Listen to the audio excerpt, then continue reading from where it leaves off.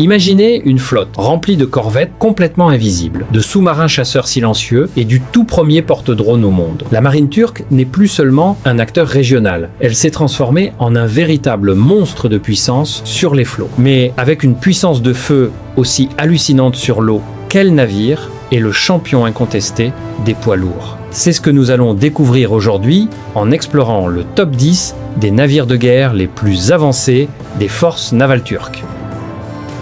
Imaginez-vous sur un pont alors que le vent vous fouette le visage à plus de 74 km/h. C'est exactement ce qui vous attend avec les patrouilleurs d'attaque rapide de la classe Kilus à notre place numéro 10. Ces petits monstres sont les démons de la vitesse de la marine turque, conçus pour frapper un grand coup et disparaître avant même que l'ennemi ne comprenne ce qui lui arrive.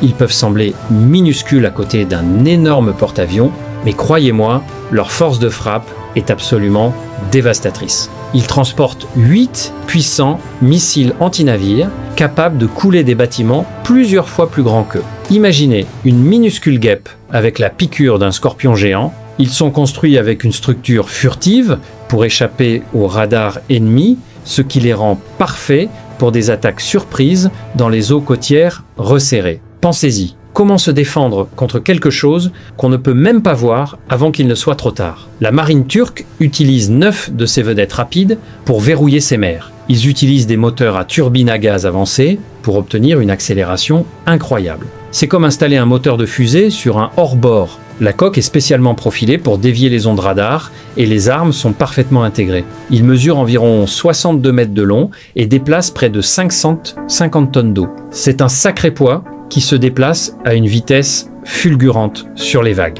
Il dispose également d'un canon principal de 76 mm hautement automatisé à l'avant, capable de tirer jusqu'à 100 obus à la minute. Au fait, si vous regardez cette vidéo depuis votre téléphone, n'oubliez pas de laisser un maximum de mentions « j'aime ».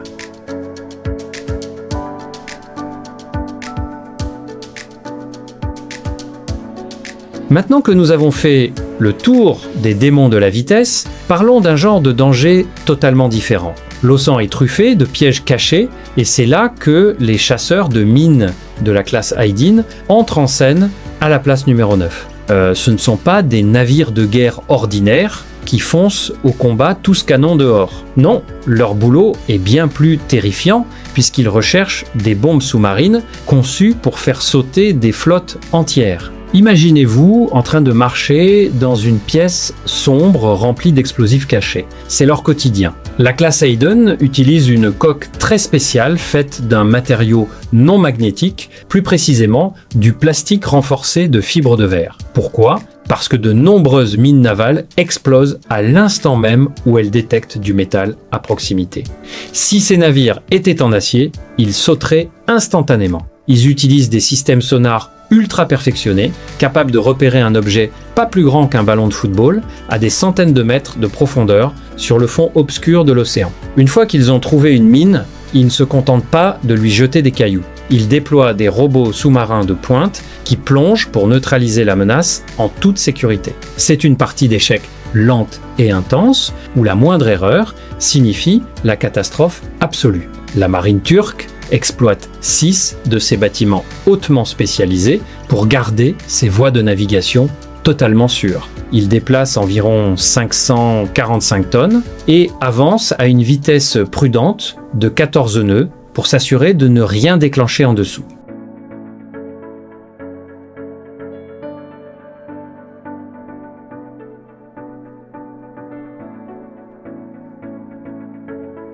Cela nous amène directement à la place numéro 8, les légendaires frégates de la classe Barbaros. Si vous voulez parler du véritable pilier de la flotte de surface turque, c'est par ici que ça se passe. Ces navires de guerre massifs sont conçus pour faire face à tout ce qu'on leur envoie, que cela vienne du ciel, de la surface ou des profondeurs de l'eau. Ils sont bâtis pour une endurance à toute épreuve et des combats intenses. Chaque navire mesure environ 118 mètres de long et pèse plus de 3300 tonnes. C'est comme déplacer une forteresse flottante sur les vagues à des vitesses allant jusqu'à 32 nœuds. Ils sont lourdement armés de missiles Surface Air 6 Sparrow pour abattre les avions de chasse ennemis et les menaces En approche, ils transportent également des missiles anti-navires à longue portée pour dominer l'horizon. La marine turque a modernisé ses navires avec de tout nouveaux systèmes de radar et de l'électronique locale pour qu'ils restent totalement de taille dans la guerre moderne. En gros, ils subissent une greffe complète de cerveau pour rester plus redoutables que jamais. Ils ont évain un grand pont d'envol à l'arrière pour embarquer un hélicoptère de combat destiné à la chasse aux sous-marins. C'est un arsenal complet de destruction enveloppé d'acier. Si vous kiffez cette plongée au cœur de la puissance navale, n'hésitez pas à vous abonner dès maintenant. Nous vous proposons les analyses militaires les plus captivantes chaque jour. Alors, ne manquez rien de l'action et rejoignez notre communauté grandissante de passionnés de l'armée.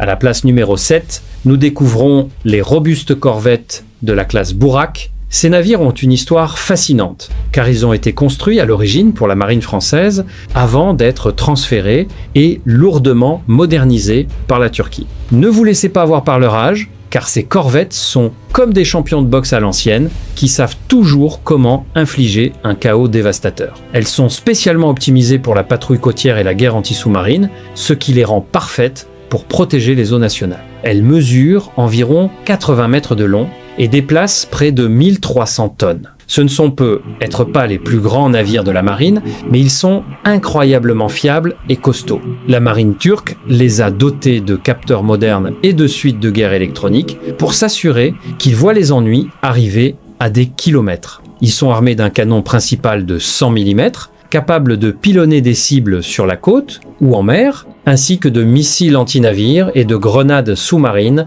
pour traquant les sous-marins ennemis. Le but est de maximiser l'efficacité de chaque patrouille.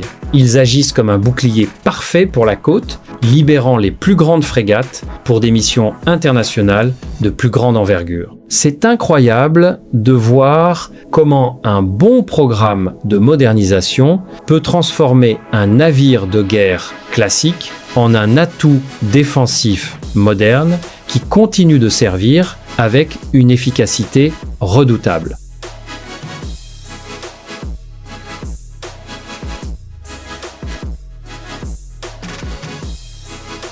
En montant à la place numéro 6, on retrouve les frégates de la classe Gabia. Vous reconnaîtrez peu être leur silhouette car elles ont commencé leur carrière en tant que célèbres frégates lance-missiles de la classe Oliver Hazard Perry de l'US Navy. La Turquie a repris ces coques performantes pour les métamorphoser totalement en guerriers numériques modernes. L'arme secrète ici, c'est le système de gestion de combat Genesis développé localement. Cette mise à niveau a transformé ces navires anciens en monstres de puissance centrés sur le réseau, capables de suivre et de cibler des centaines de menaces aériennes en même temps. C'est comme remplacer un vieux PC équipé d'un modem bas débit par une config de gaming ultra rapide de dernière génération. Ces frégates en imposent, mesurant 135 mètres de long et pesant plus de 4100 tonnes. Elles sont équipées d'un puissant lanceur de missiles à longue portée, capable d'expédier des missiles anti-aériens et anti-navires loin dans le territoire ennemi. Elles disposent également d'un dôme sonar avancé à l'avant de la coque pour débusquer les sous-marins furtifs qui se cachent dans les abysses. Avec 8 de ces frégates en service actif, elles offrent un immense parapluie de protection à n'importe quelle force navale. C'est un superbe exemple de la façon dont on peut récupérer une plateforme existante et la booster avec de la technologie moderne pour faire face à n'importe quelle nouvelle menace. Cela nous amène à la place numéro 5, les magnifiques et redoutables corvettes de la classe Ada. C'est ici que l'ère moderne de la construction navale turque commence véritablement. Ces corvettes ont été conçues et construites intégralement en Turquie dans le cadre du célèbre projet naval national Milgem.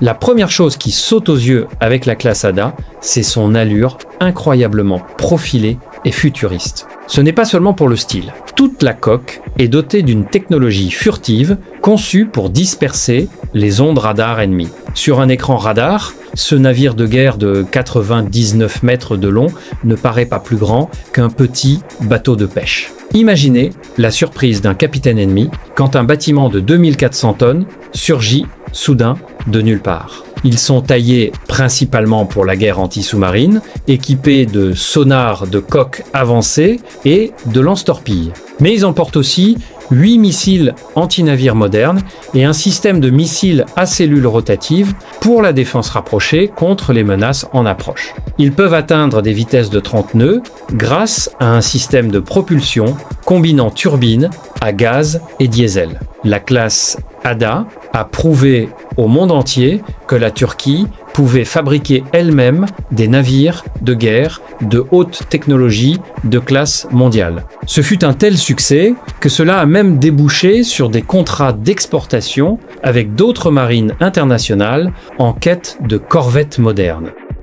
En descendant dans les profondeurs silencieuses, à la place numéro 4, on découvre les sous-marins de la classe Gür. Ce sont les tueurs discrets de la marine turque, basés sur le modèle allemand type 209-1400 Mod, qui a cartonné. Lorsqu'un sous-marin plonge, il devient un fantôme, et la classe Gür fait partie des meilleurs fantômes du milieu. Il déplace environ 1600 tonnes en immersion et mesure 62 mètres de long. Leur propulsion diesel électrique les rend incroyablement silencieux, ce qui leur permet de se glisser dans les eaux ennemies sans jamais se faire repérer. Ils sont armés de 8 tubes lance-torpilles, capables de tirer des torpilles lourdes pour briser les coques des plus grands navires de guerre. Mais ce n'est pas tout. Ces sous-marins peuvent aussi lancer des missiles anti-navires sub-harpoon tout en restant parfaitement immergés. Imaginez la terreur absolue de naviguer tranquillement avant de voir un missile massif jaillir des vagues juste à côté de vous sans le moindre avertissement. La marine turque exploite 4 de ces redoutables chasseurs sous-marins, les maintenant en patrouille constante pour sécuriser ses frontières maritimes. Si vous trouvez ces prédateurs des profondeurs absolument fascinants, prenez une seconde pour cliquer sur le bouton « J'aime » dès maintenant. Cela aide vraiment la chaîne à grandir et nous permet de continuer à vous proposer ces vidéos militaires super détaillées tous les jours.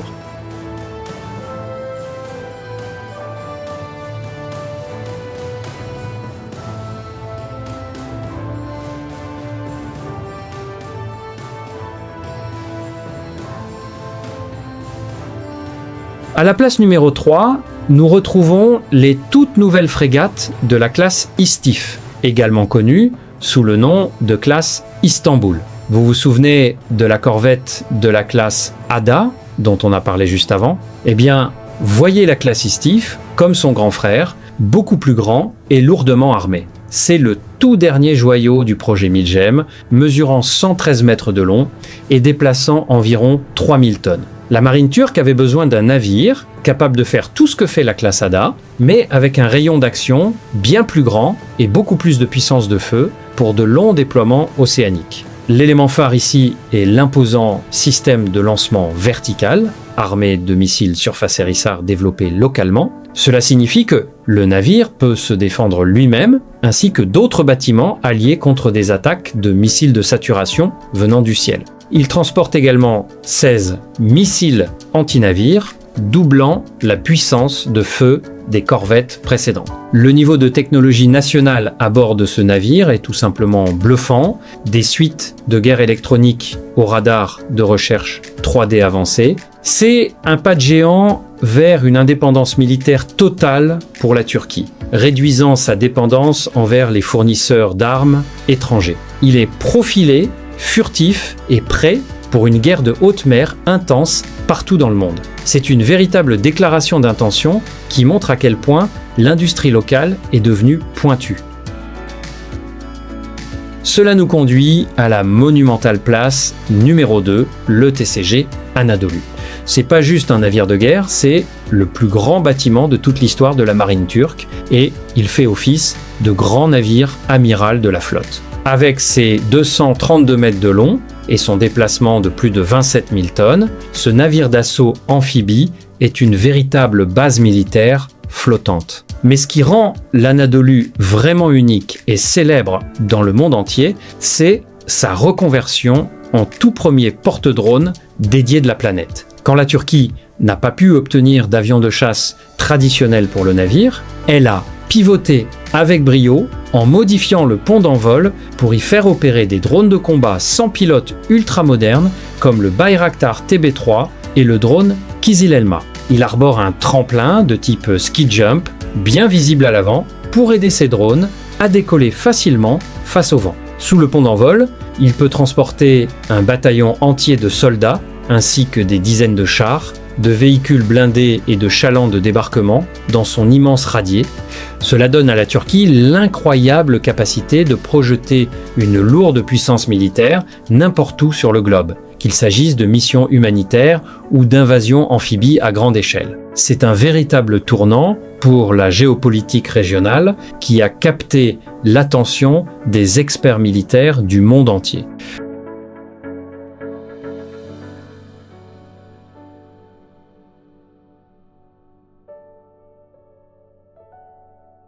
Enfin, nous y voilà, à la place numéro 1, les révolutionnaires sous-marins de la classe Reis, basés sur le modèle allemand perfectionné type 214. Ces sous-marins représentent le summum absolu du progrès technologique pour la marine turque, ce qui fait de la classe Reis un véritable cauchemar sous-marin pour n'importe quel adversaire, c'est son système de propulsion indépendant de l'air. Les sous-marins diesel électriques traditionnels doivent fréquemment faire surface ou utiliser un schnorchel pour recharger leur batterie, ce qui les rend repérables. La classe Reis peut rester entièrement immergée pendant des semaines entières sans avoir besoin d'air extérieur, se déplaçant comme une ombre silencieuse dans le bleu sombre des profondeurs. Il mesure 68 mètres de long et déplace environ 2000 tonnes en immersion. Ils sont bardés de revêtements furtifs de pointe,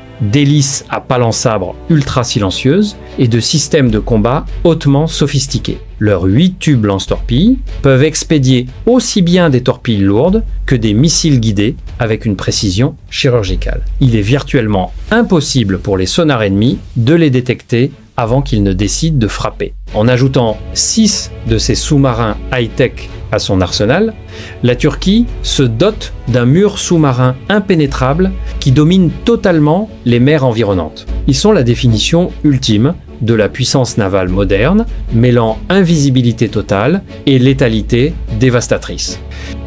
Et voilà le travail, les amis. C'était les 10 meilleurs navires de guerre de la marine turque. Laquelle de ces machines vous a le plus impressionné? Dites-le nous dans les commentaires juste en dessous. Et n'oubliez pas de liker et de vous abonner si vous voulez voir encore plus de classements de ce genre.